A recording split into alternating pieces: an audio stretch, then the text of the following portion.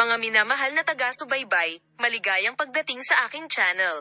Nandito ako na may magandang video ng Halil Ibrahim Ceyhan. Bakit umiyak si Halil Ibrahim? Inihayag ni Sila Turkoglu ang kanyang sakit. Ang sikat na aktor na si Halil Ibrahim Ceyhan, na nakaranas ng mga emosyonal na sandali sa mundo ng magazine, ay nagulat sa kanyang mga tagahanga sa malungkot na balita na ang kanyang kasamahan na si Sila Turkoglu ay nagkasakit ng matinding trangkaso. Inihayag ni Halil Ibrahim Ceyhan na si Sila Turkoglu ay nahihirapan sa inaasahang problema sa kalusugan habang may mga emosyonal na sandali sa press conference na kanyang idinaos kamakailan. Si Halil Ibrahim, na ang boses ay nanginginig na puno ng esensya, ay nakaranas ng mga emosyonal na sandali habang ipinapahayag ang henyo ni Ceyhan Turkoglu.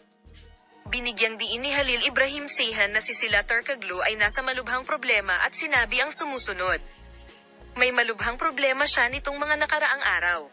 Napakaseryoso ng kanyang kalagayan sa ngayon at ipinapahayag niya ang kanyang mga alalahanin.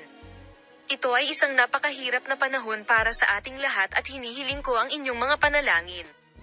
Ang pangmatagalang pagkakaibigan at pakikipagtulungan ni Halil Ibrahim Ceyhan ay nagbigay daan sa kanya na maging mapagkukunan ng moral na suporta sa mahirap na prosesong ito. Habang nagbibigay ng moral kay Turkoglu sa press conference, hiniling ni Ceyhan sa kanyang mga tagahanga na huwag palampasin ang mga mensahe at panalangin ni Sila Turkoglu para sa mabilis na paggaling.